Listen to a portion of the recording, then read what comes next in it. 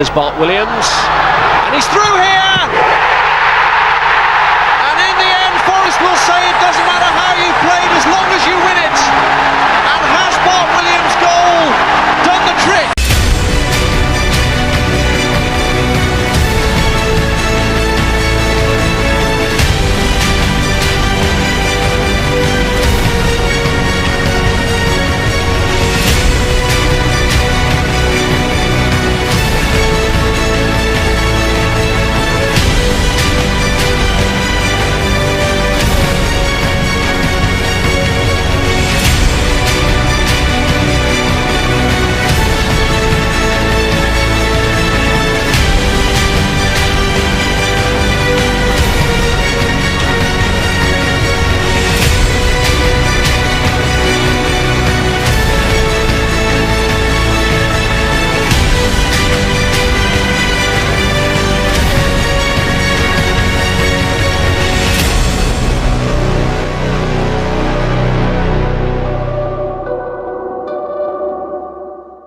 What's going on, people? It's Mr. back again with Door Meets, and I've been so excited to interview.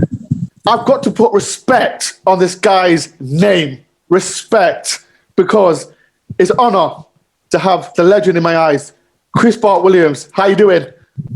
Great, thank you. How you doing? I'm so excited. And Chris, I just said before we went live, I met you, Chris, in 1998. At Elliot Dorian School. Can you remember it? I do indeed. I do. I do remember going to the classroom. Yes, it was. I was nervous because it was like, I'm going to meet kids here.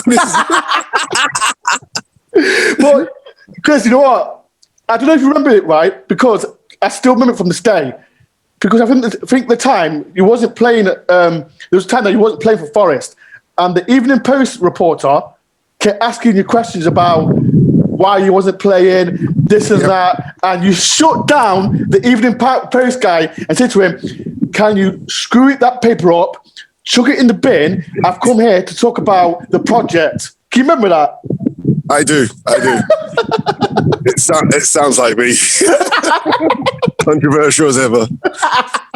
But Chris, we've got so much to talk about, and I want to talk about the first day, Chris, that Forest was interested in you. Can you remember the day? I do. I got a phone call from Frank Clark. I was in Sheffield. I was in negotiations with Wednesday, but I was disappointed about how. And this is no disrespect to Sheffield Wednesday organisation. They kind of forgot about me. So when I got to the end of my contract, my only contract at Wednesday, it was like, well, let me see what other considerations are out there. So when Frank Clark called me, that was just a no-brainer. You know, it was just a no-brainer, having worked with Frank before. Leyton Orient, wasn't it? Leyton Orient. Yeah, correct. And obviously playing at City Ground, so I knew what to expect from the fans to a certain degree, how demanding the fans are at Forest. Yeah. Yes, so, what you said. So it felt like a new challenge, a fresh start, and a decision I've never regretted. Yeah. So you arrived at City Ground, and I spoke to your friend, your good mate of yours, Kevin Campbell. Oh yes, of course, Cam. And he I remember I spoke to Kevin as well in the interview, and he said the first day, I see there's a few pictures going there about you posing, you doing all this, and your first training session. What was that like? It was an adjustment because you never know what to expect, but it was fun. I remember thinking, wow, that was pretty quick, but I think we only trained for like an hour and 15 minutes. Did you? And our first pre-season, and I thought, okay, just because it was a good session. It was just, I thought short, but it was very enjoyable. But it was just took me back because I realised, hold on a minute, I'm at a new club and it's completely different. So I've got to learn how all these players play and learn their strengths and weaknesses, and obviously learn about mine as well. So, but it was the pre-season was a lot of fun for me. It just was. So your debut season, like you made your debut. Do you remember your debut for Forest? Yes, it was at Malmo. No, Malmo, Everton. Oh, sorry. At the City Ground. Sorry. At the City Ground. Yes. Yeah. Sorry. Yeah, you're right. Yeah, it was at Chris, you're getting old. You're getting. I know. I'm losing my memory. Yeah, I am. I can't lie. My first start was against Everton. Yeah, yes. your first start against Everton. What was it like playing in front of the City Ground and the fans? That was actually that was what the difference was, because at Sheffield you kind of get used to how the Sheffield fans are, and it's a very family city. But this was just a different kind of energy at the City Ground, maybe because of the two different layouts of the stadiums. But it was like, oh, this is Forest. Okay, got it. It was like, it was a true adjustment. The expectations were different. How we played mattered, and how we worked hard for each other also mattered. But again, it was kind of a blur, because the game was fast, but also, again, I was still learning a new style of football, because it was different to Sheffield Wednesday. So it took me about 18 months to get acclimated to the Forest way of playing, which gives me a lot of sympathy for foreign players going to a new club in whatever country, because there is an adjustment. So thankfully, it wasn't a language one, but yeah, it was, it's always difficult to play against Everton. I can say that. Whether it's home or away, they're just a very difficult team to beat.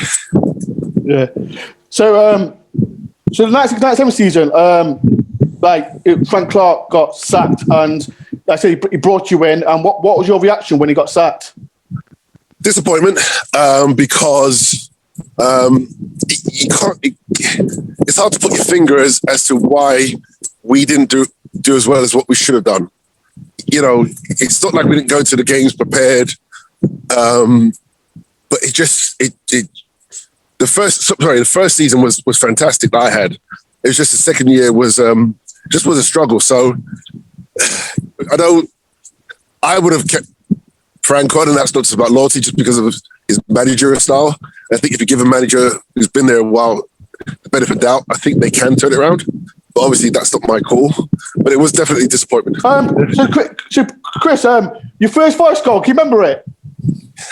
I don't. You have to tell me. Oh my! This is your age. What was it? Was it Chelsea. Oh, the outside the box to the left foot. That's our left box. Yeah. Oh God, I didn't know that was for my first goal. That was your first goal. I didn't realise. I was actually, you know what? The kids that I coached somehow found that goal, and I was like, oh my goodness me, yeah. I want to celebrate them badly. Yeah. I seen the goal. I keep seeing it over again. And how was it like? Everyone kept jumping over your first goal. What was you feeling like? It was a wonderful feeling, because looking back, it was the type of goal I scored, which was, I guess, people weren't expecting that. But I should have been scoring goals a lot sooner, and I think that's what I was saying about adapting to a new team. It just sometimes just takes longer than what you want it to. But scoring goals was really part of my repertoire that Sheffield Wednesday demanded that I do as a midfielder, whether I was playing holding or wide or wherever. So it was a wonderful feeling, but it shouldn't have been a surprise, because scoring goals was something I should have been doing more of. There's the thing, like Chris, you played like everywhere, didn't you? Centre back, left back, the number 10. You know what I was confused, Chris? What was your best position playing? So I honestly preferred playing in the holding midfield, in the centre midfield, but the one person that figured it out was two people. Was Dave Bassett, when he played me as the withdrawn striker. Yeah. When in emergencies. Yeah. And when Paul Hart had the young midfield and had me rotating as the diamond midfield, where I could pretty much go wherever I want. But playing off the striker was really my, I think, ideal position, just because I found angles and spaces where I could hurt the opposing team. So it all depended on what the manager wanted to play or how they wanted to play. David Platt played me in numerous positions, but that would be my ideal position. But at the same time, I have to give Dave Bassett a lot of credit. Let's talk about Bassett. Let's talk about that team. Let's talk about that team, Chris. Because let's fast forward it. Because like so you got that season, like Frank Clark got sacked, Stu Pearce got as caretaker manager, and then Dave Bassett come in, and then you got relegated to the first division. But that team, Chris, was the best, like in my era, the best I've ever witnessed. And you played with players like you mate Kevin Campbell, Pierre Van Hooydonk, Ian Wone, Steve Stone, a lot of them. I can mention all of them. But Chris, that team, tell me about that team. And what was it like being around them? So it's pretty much the Premiership side playing in Division 1. Let's be fair. Yeah. Those players had really strong mentalities, great work ethic, and had experience. So for us, it was about really coming together and focusing on what the goal was, which was just to get back. So we certainly came back with a focus. Adding Pierre was massive because it took the pressure off Kevin, who was the main striker playing under Frank Clark. Yeah. So we found balance. And I'm going to have to give, he's probably going to be shocked that I say this, but I'm going to have to give Dave Bassett say it. I'm going to have to give Dave Bassett an awful lot of credit because the first thing he did was, well, with me, was have a conversation where he said, hey, Bart, I need you to play left midfield. And I'm looking at him going, oh, hell no. The Bart, I really need you to play left midfield. It's what the team needs. So I'm like, all right, okay, I'm not liking it. And then Kevin Campbell, pain in the butt, comes over to me later on and goes, hey, Bart, got to be honest, I like you there. I'm like, shit, damn it. When he likes something, I'm not going to disagree with that. So it was actually between the two of them, convinced me to play there, which I didn't want to do, but I sucked it up and was like, okay.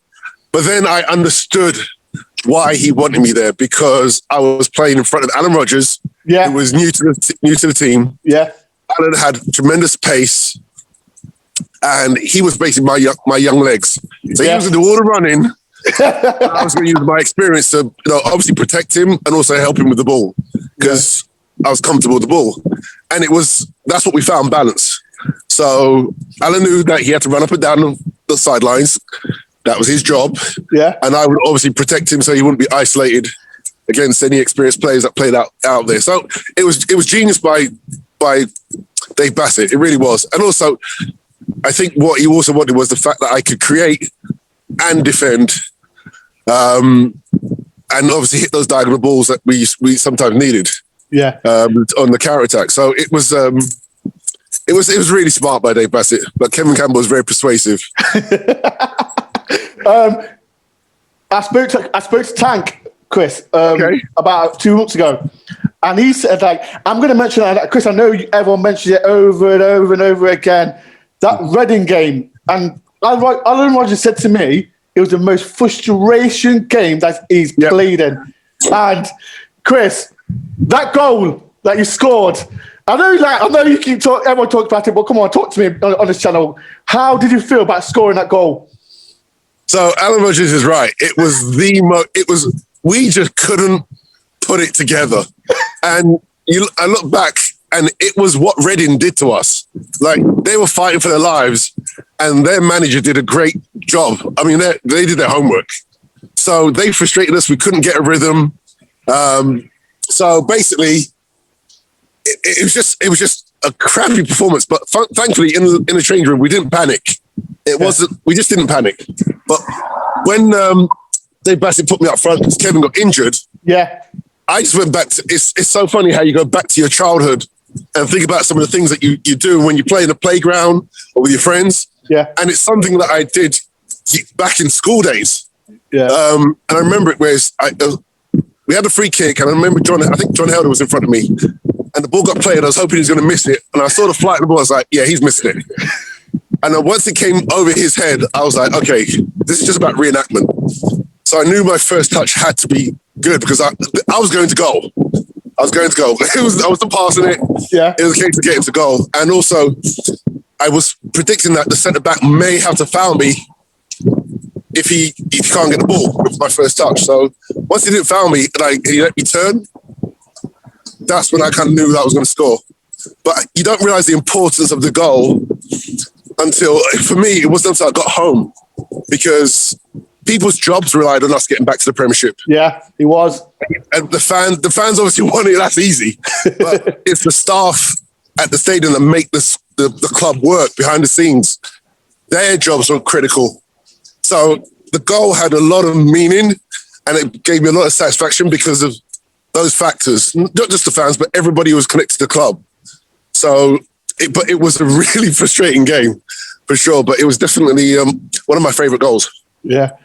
So that season, you got promoted and you scored a fantastic goal. But then it started getting worse, Chris. As you know, Kevin left, Colin Cooper left, and then it's well documented. Pierre left, and I spoke to Kevin, Alan as well. And what was your thoughts about what was happening around the club that time?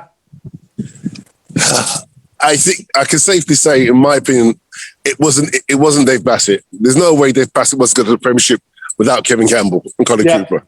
Yeah, it wasn't his call. That is a problem. It turned out to be a problem. Yeah.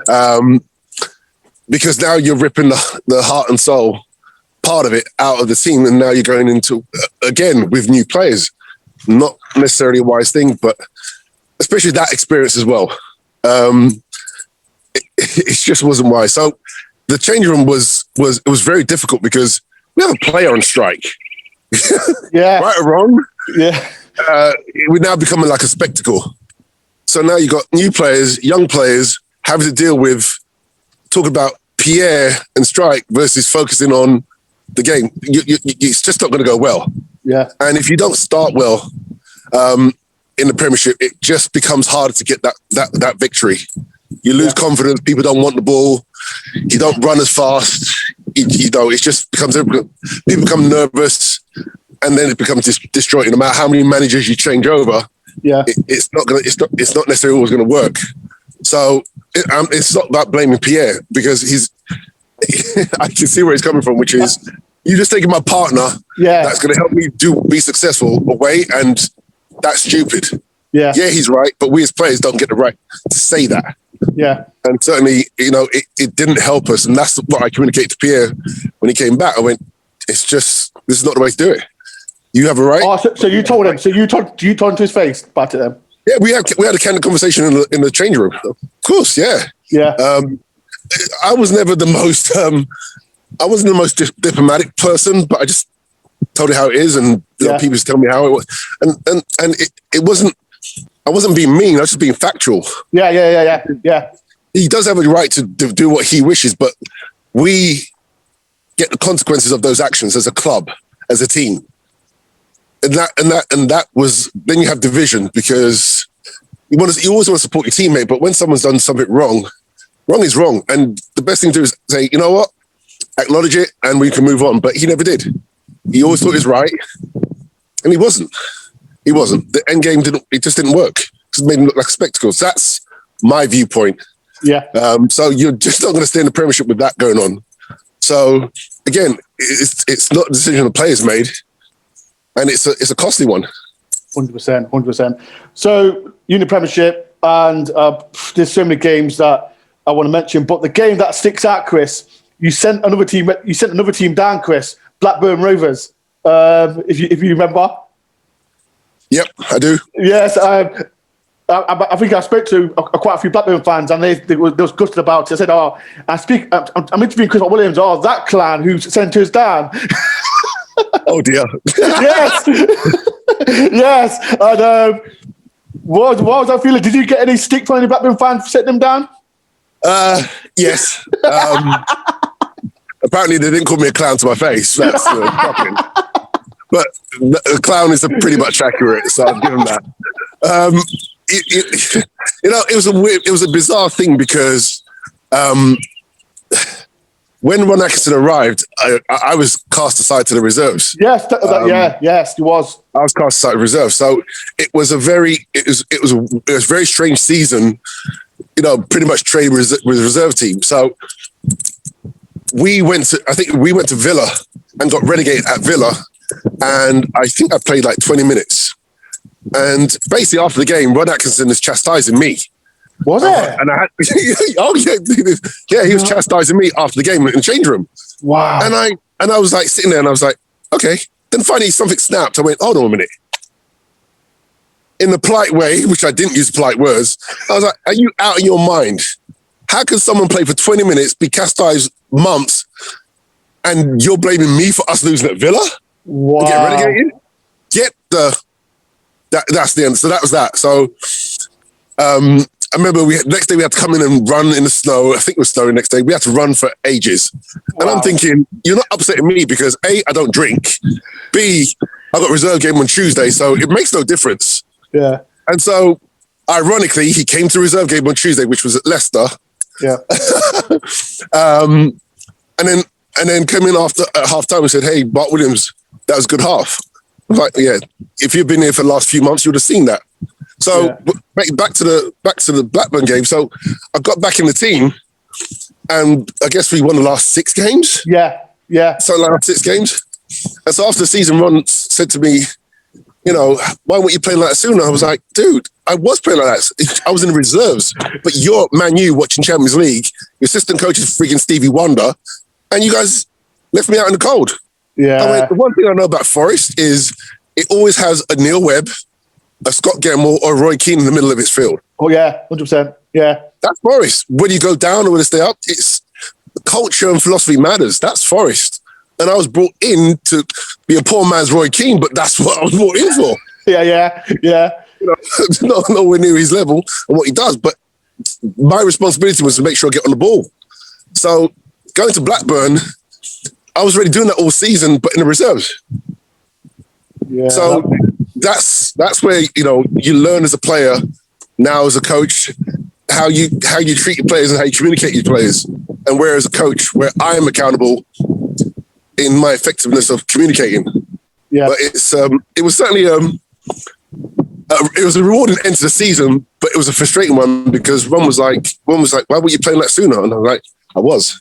So yeah, I feel for the Blackburn fans, but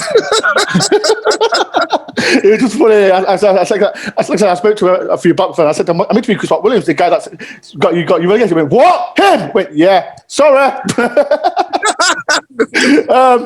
But let's go around, like, when I soon left, and David Platt come in, and Forest fans, we got issues with Platt. But I spoke to, like I said, Alan Rodgers.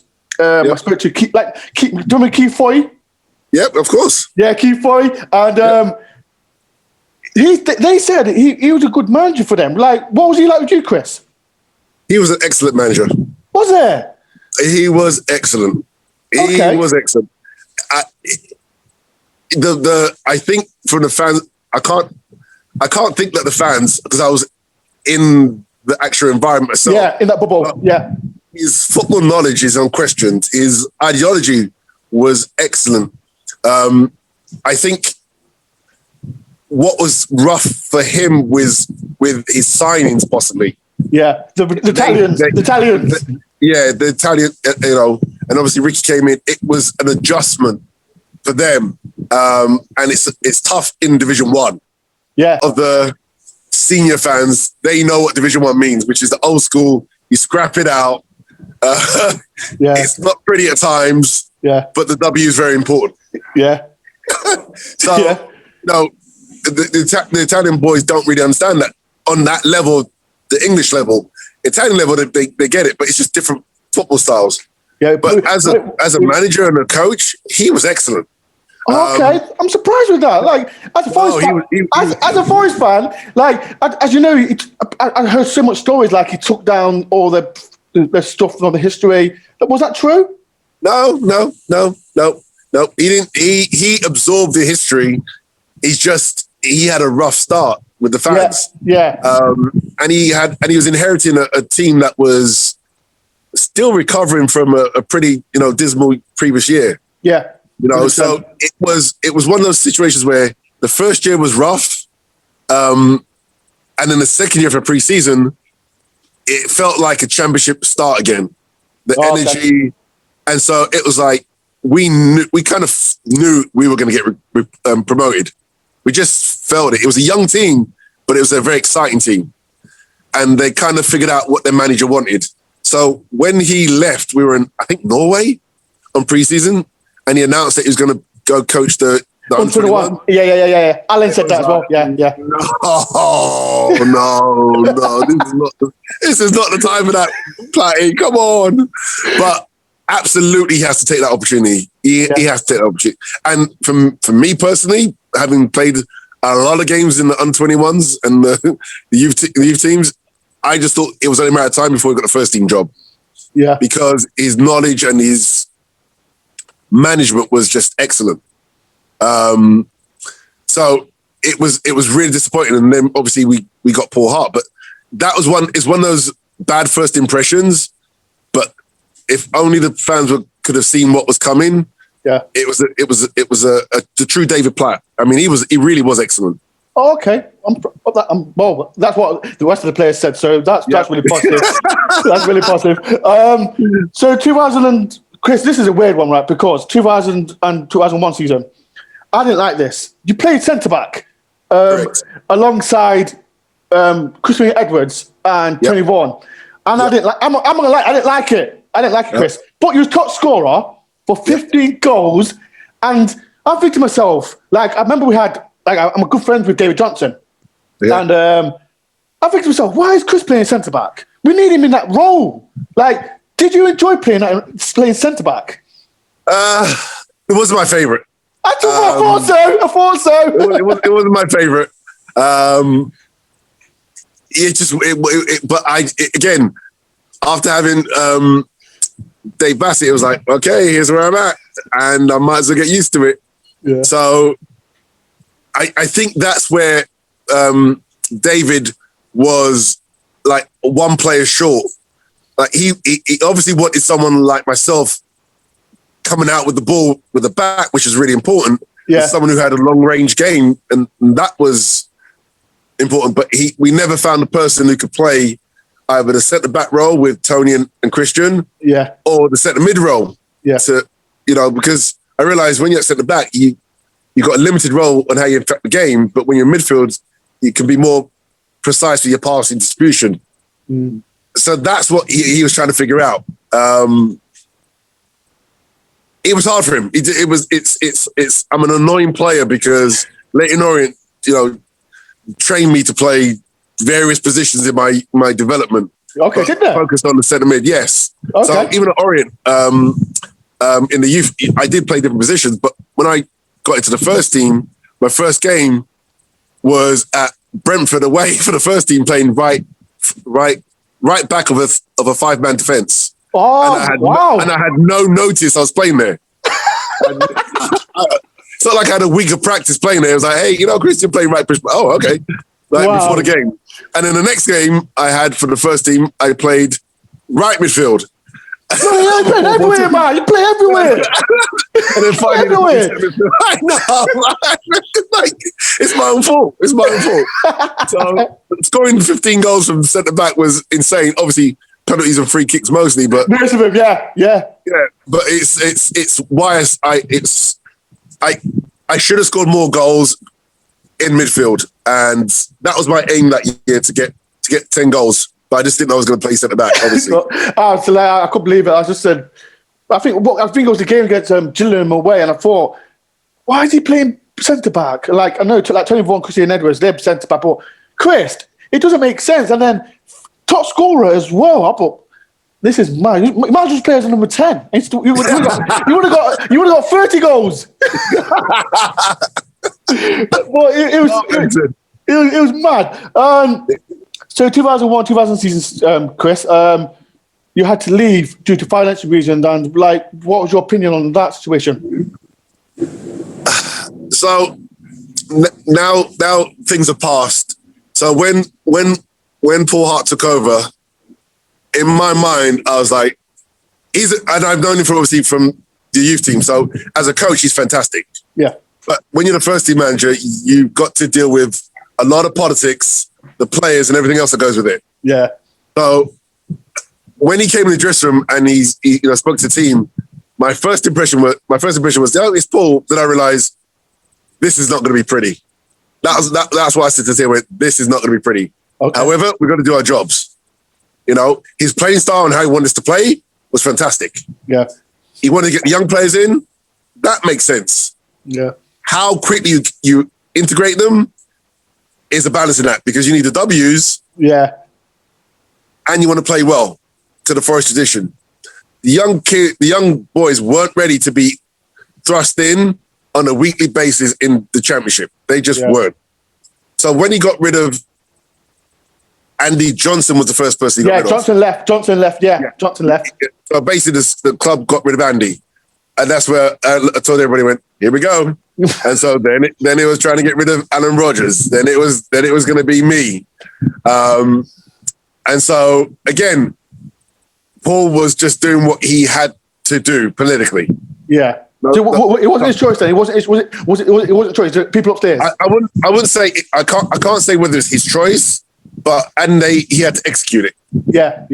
So that's that. But I didn't take it personally. I kind of knew, which is we want to invest in the new crop to save money, and hopefully these guys win, and then we can. And I'm like, based on my knowledge of the championship and the Premiership, this isn't going to work. Exactly. You need experience. You need 3 good strikers, and I do mean 3. You need the great goalkeeper. You need 2 good centre backs and a decent midfield to get out of the championship. Yeah, and you just said Andy Rogers, Andy Johnson. This isn't going to work. Right. I'm not meant to be. I'm not meant to be smart. I'm not meant to be a player just doing my job. But I'm going. This isn't going to work.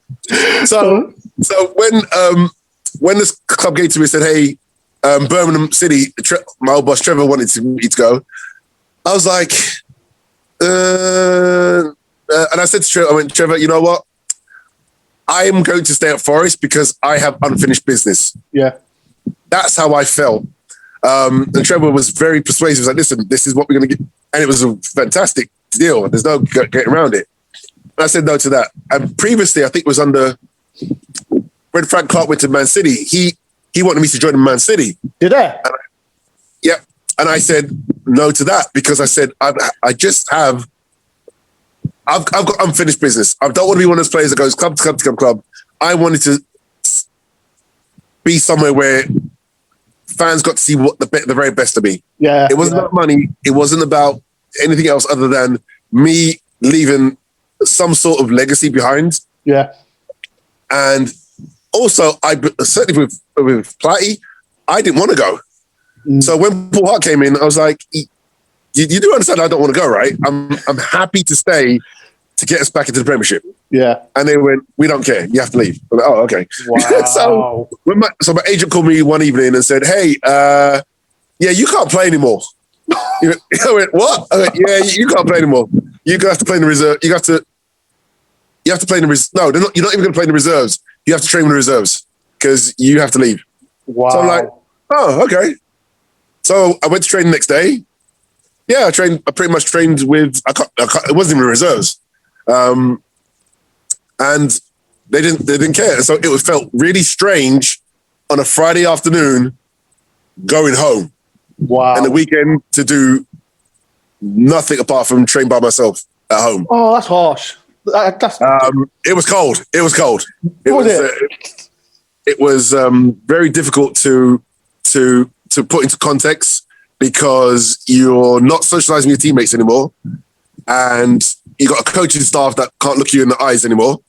Yeah, yeah. And the fans are not given the facts, and so it was just really hard. However, my job was to stay in shape and focused because you never know what's around the corner. So 100%. When my agent, so I was actually in Nottingham, having dinner in central, I'm gonna say downtown, in city centre of Nottingham. Yeah. And it was with a group of friends that I hadn't seen in maybe 5-10 years. Yeah. And we're just about to go into the restaurant to have something to eat, and it was about 9 o'clock at night. And my agent called me and said, "Hey, go home, pack your bags, you're going to Charlton. I was like, No. yeah, but I'm going to dinner. He's like, no, you're not. You're going to go home, pack your bags, and drive down to Charlton. No. And you need to come down in the morning. So I had to go and apologize to my friends who I hadn't seen for years. And it was a special dinner. No. Yeah, it was a special dinner. And I literally stayed for maybe half an hour.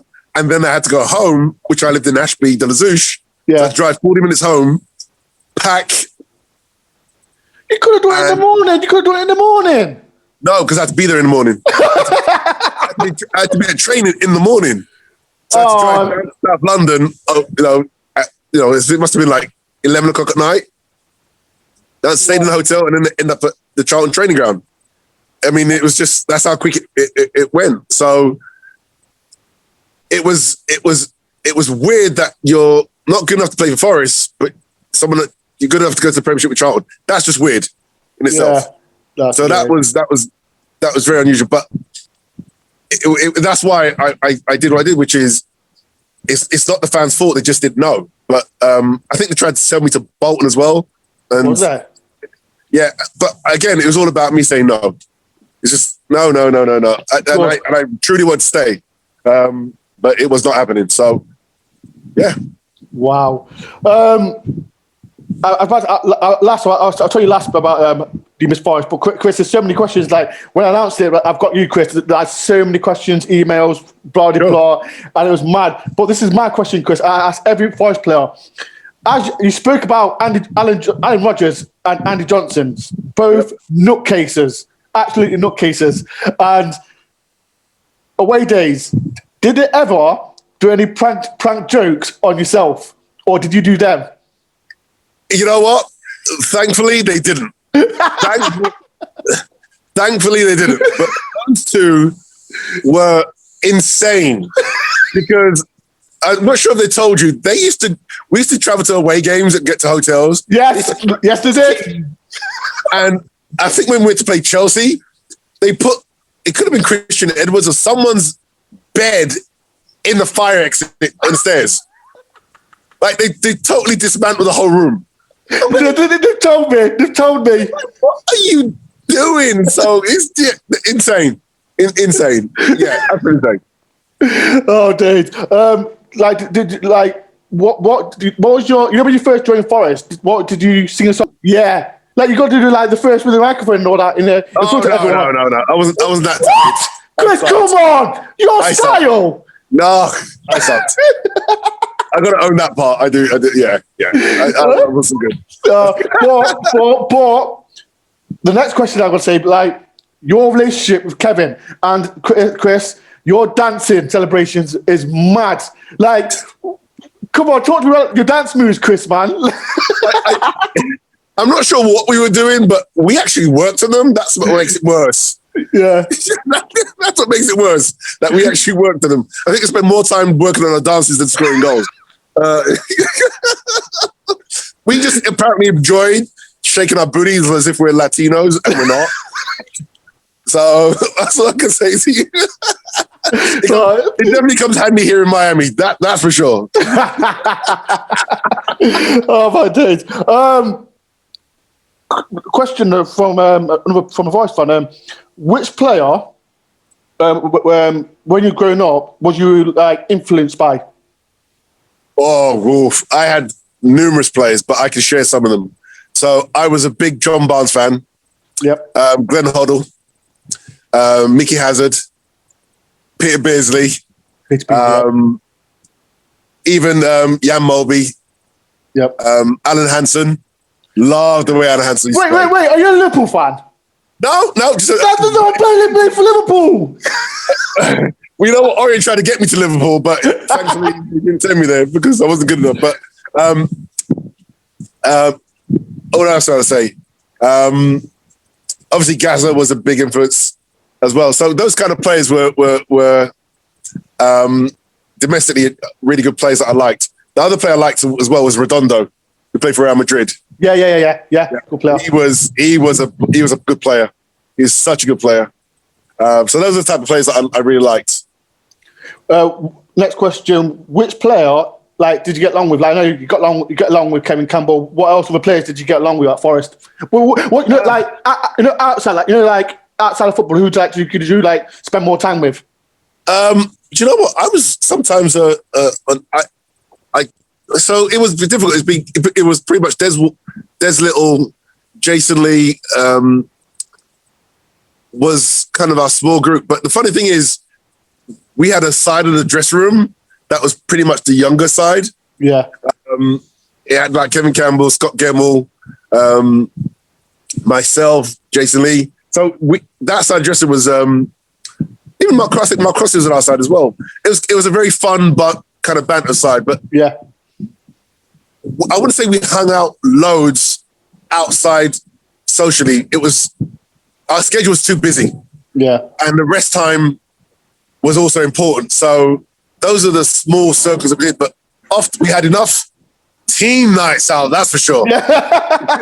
That yes, we had plenty of. Yes. But you kind of steer towards people that you have things in common with off the field, but on the field there's no division. You kind of accept people's, music, personalities, and so forth. Yeah. What was your favourite Forest goal? You scored. How many goals did you score? You scored 30 goals. What was your favourite Forest goal? Oh my goodness! I think the goal to take us back to Premiership. I thought so. I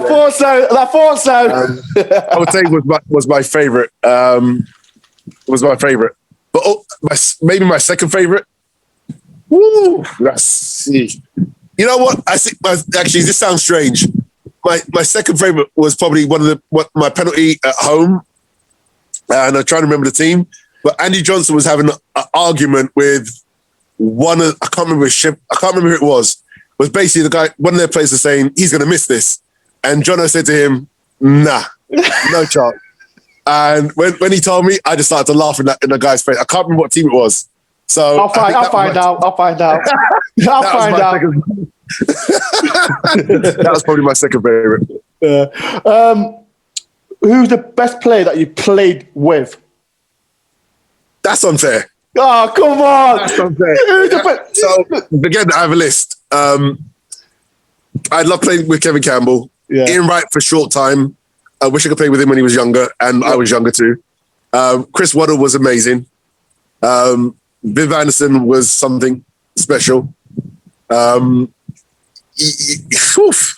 loads of there. There's loads. Even Pierre was a special player. Brian Roy. I love playing with Scott Gemmell. I interviewed Brian Roy. He spoke about you. Yeah, Brian was a special player. Scott Gemmell, underrated. Probably the most underrated player. Very underrated. Very underrated. Underrated.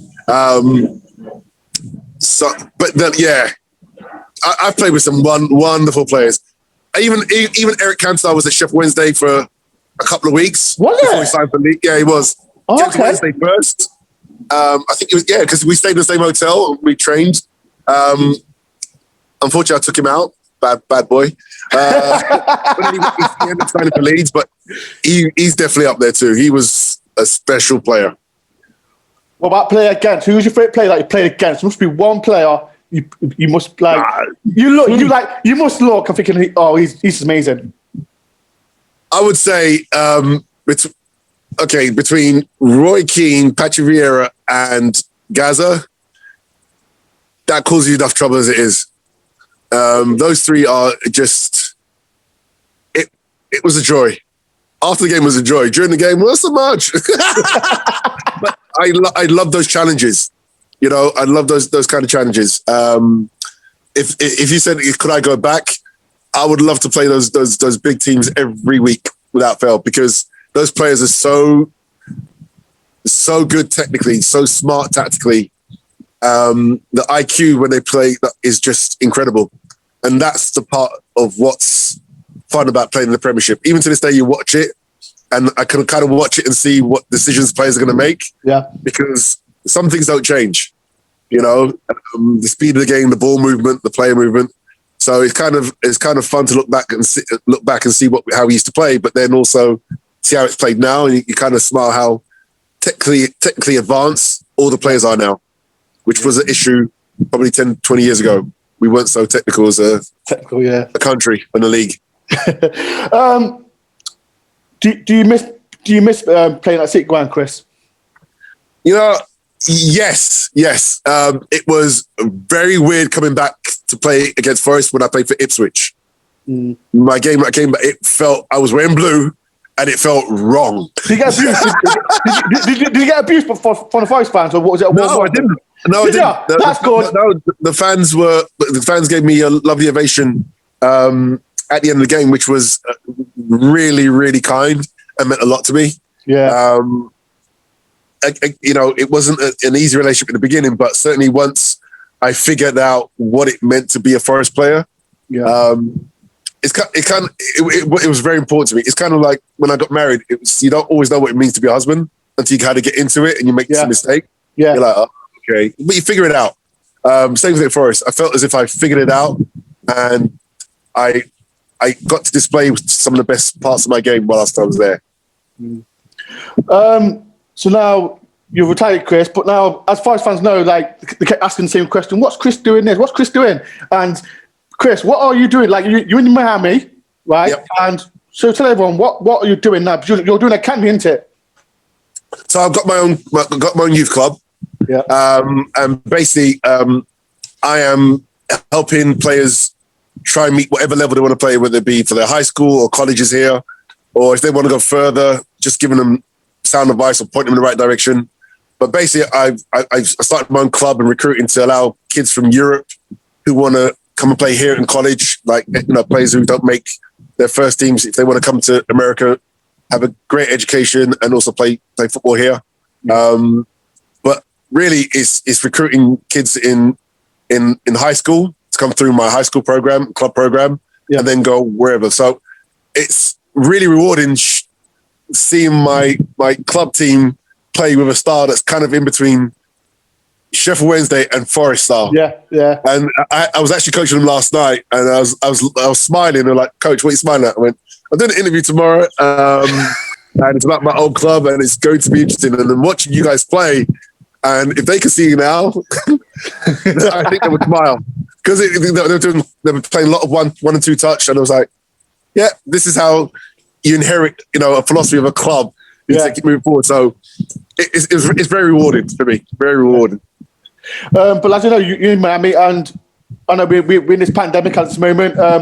Would you ever come back to England and come back to City Ground for like a special guest? I'd love to meet you, Chris. You need to come back. You've got to come back. It was funny. Before the pandemic, I was actually meant to come back this 2020, summer of 2020. Yeah. And then the pandemic hit. So the plan is to come back. And also someone at Forest reached out to me, the chief executive reached out to me and said, hey, whenever you want to come back, with who was that? The team or whatever is...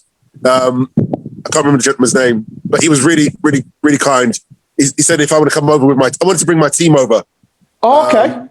To come over and spend 3 weeks. I love that. Play some games. Chris, no. You've got to come to me, man. Like I said, you've got to come to me, Chris, man. Because like I said, when I announced it, I had everyone, because I'm a YouTuber, and everyone messaged me about Chris, get Chris on, blah, blah, blah. And it was funny because I spoke to Kevin Campbell, and he said to me, you got Paul Williams, because get in.